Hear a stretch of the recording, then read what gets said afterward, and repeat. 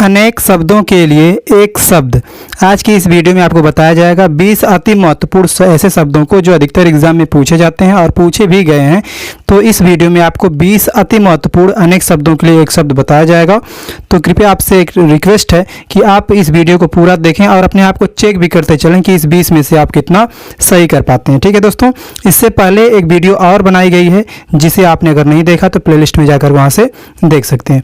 आइए सबसे पहले बात करते हैं। जो हमने पहला शब्द है ये लिया गया है कि सफ़ेद, यानी इंद्र की जो सफ़ेद हाथी है उसका क्या नाम है। या इस तरह से आपसे पूछ देगा कि इंद्र का सफ़ेद हाथी के लिए एक शब्द बताइए, तो आप उसे बताएंगे इंद्र का जो सफ़ेद हाथी होता है उसके लिए एक शब्द होता है ऐरावत। क्या होता है? ऐरावत। ठीक है। उपकार करने वाला के लिए एक शब्द होता है उपकारी। ठीक है। उपकार करने वाला के लिए एक शब्द क्या होता है? उपकारी होता है। उपपति से उत्पन्न पुत्र, उपपति यानी अन्य पति, दूसरा पति जो है उससे उत्पन्न जो पुत्र होता है उसे हम क्या कहते हैं? जारज कहते हैं। अन्य पति। ठीक है। उपपति यानी अन्य पति से उत्पन्न जो पुत्र होता है उसे हम क्या कहते हैं? जारज कहते हैं। ठीक है। उसी समय का, उसी समय का के लिए एक जो शब्द है अनेक शब्दों के लिए उसे कहते हैं तत्कालीन। तत्कालीन, उसी समय का यानी तत्कालीन। ठीक है। ऊपर कहा हुआ, ये मोस्ट इंपॉर्टेंट है, अधिकतर बार पूछा जाता है। ऊपर कहा हुआ या ऊपर लिखा हुआ। ठीक है। इसके लिए एक शब्द होता है उपयुक्त। ठीक है। ऊपर कहा हुआ क्या कहते हैं? उपरयुक्त होता है। ठीक है। ऊपर कहा हुआ के लिए जो शब्द होता है वो होता है उपरयुक्त। ठीक है। ऊपर चढ़ने वाला, अगर बात की जाए ऊपर चढ़ने वाले के लिए शब्द क्या होता है तो आप बताएंगे आरोही। आरोही किसे कहते हैं? जो ऊपर चढ़ता है। ठीक है। यानी ऊपर बढ़ते क्रम के लिए आरोही कहते हैं। ठीक है। आइए अगला हम देख लेते हैं। अगला है हमारा सेंटेंस, ऐसा व्रत जो मरने पर ही समाप्त हो। ऐसा व्रत जो कोई ले ले जो मर जाए तभी समाप्त हो, उससे पहले ना समाप्त हो, वैसे व्रत को क्या कहते हैं? आमरण व्रत कहते हैं। क्या कहते हैं? आमरण व्रत। ठीक है। ऐसा व्रत जो मरने पर ही समाप्त होता है उसके लिए हम कहते हैं एक शब्द आमरण व्रत। ठीक है। ऐसा काव्य जिसमें गद्य और पद्य दोनों मिला हुआ हो, ठीक है, मिश्रित हो, इन दोनों का मिश्रण हो, उसे हम क्या कहते हैं? उसे कहते हैं चंपू। क्या कहते हैं? चंपू। ऐसा काव्य जिसमें गद्य और पद्य का मिश्रण हो उसके लिए एक शब्द होता है चंपू। ठीक है। ऐसा ग्रहण जिसमें पूरा सूर्य ढक जाए, ऐसा ग्रहण लगता है जिसमें पूरा सूर्य अगर ढक जाता है तो उसके लिए एक शब्द होता है खग्रास। क्या होता है? खग्रास। ठीक है। किसी कथन को बढ़ा चढ़ाकर कहना, उसके लिए एक जो शब्द होता है उसके लिए क्या एक शब्द होता है? अतिशयोक्ति। क्या होता है? अतिशयोक्ति। ठीक है।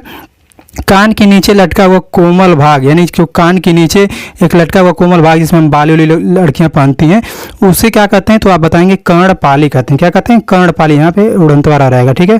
क्या कहते हैं? कर्णपाली। कान के नीचे लटका हुआ जो कोमल भाग होता है ना जिसमें बाली वाली पहनते हैं लोग, उसका क्या नाम है? तो आप बताएंगे कर्णपाली नाम है। ठीक है। ऐसी घटना जो अवश्य घटित हो, ऐसी घटना अवश्य ही घटित हो, उसके लिए हम क्या कहते हैं? होनी। नहीं कहते हैं जो होनी थी हो गई, तो ऐसी घटना जो अवश्य ही घटित हो उसके लिए एक शब्द होता है होनी। ठीक है। ऐसी वस्तु जो पीने योग्य हो उसे हम क्या कहते हैं? पेय कहते हैं। क्या कहते हैं? पेय। ऐसी वस्तु जो पीने योग्य हो उसके लिए हम क्या कहते हैं? पेय कहते हैं। नहीं कहते हैं पेय पदार्थ है, तो जो पीने योग्य हो उसे हम क्या कहते हैं? पेय। ठीक है। कमल की जो डंडी होती है उसे हम क्या कहते हैं? तो आप बताएंगे मृडाल कहते हैं उसे। कमल की जो डंडी होती है उसे हम क्या कहते हैं? मृडाल कहते हैं। ठीक है। आप अपने आप को चेक करते लिए कि आपका कितना सही हो रहा है। ठीक है। कमल के समान चरण, अगर किसी का चरण जो है कमल के समान है तो उसके लिए आप क्या कहेंगे? चरण कमल। ठीक है। ये अधिकतर भगवान श्री कृष्ण के लिए प्रयोग किया जाता है, कमल के समान चरण। ठीक है। तो कमल के समान जिसका चरण उसके लिए क्या प्रयुक्त होता है? एक शब्द कमल, चरण कमल। ठीक है। कमल के समान आंखों वाली, अगर कमल के समान आंखों वाली कोई स्त्री है तो उसके लिए हम एक शब्द प्रयोग करते हैं कमल नयनी। कमल नयनी। ठीक है। किसी और स्थान पर, किसी और स्थान पर के लिए एक शब्द जो शब्द होता है वो होता है अन्यत्र, मतलब किसी और स्थान पर। किसी के पास रखी हुई दूसरे की जो वस्तु होती है उसे हम क्या कहते हैं? धरोहर कहते हैं। नहीं कहते हमारी एक धरोहर है आपके पास पड़ी रहेगी, सुरक्षित रहेगी, तो किसी के पास रखी हुई दूसरे की जो वस्तु होती है उसे हम क्या कहते हैं? धरोहर कहते हैं। ठीक है। आइए अगला हम देखते हैं। अगला है कि किसी से प्रेम करने वाली जो युवती होती है उसे हम क्या कहते हैं? प्रेयसी कहते हैं। अगर कोई युवती है, कोई लड़की किसी से प्रेम करती है तो उसके लिए हम क्या एक शब्द यूज करेंगे? प्रेयसी करेंगे। क्या करेंगे? प्रेयसी। ठीक है।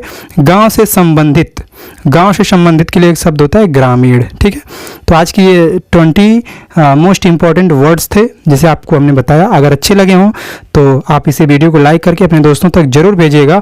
और इस वीडियो में आपको 20 बताया गया, इससे पहले 20 बताया गया, लेकिन टोटल आपको 100 जो है वर्ड्स बताए जाएंगे जो मोस्ट इंपॉर्टेंट है। ठीक है, तो अब तक 40 बताए जा चुके हैं, 60 और अगली नेक्स्ट वीडियो में बताए जाएंगे, 3 वीडियो में। ठीक है, तो आपसे मिलते हैं अगली वीडियो में, तब तक के लिए जय हिंद।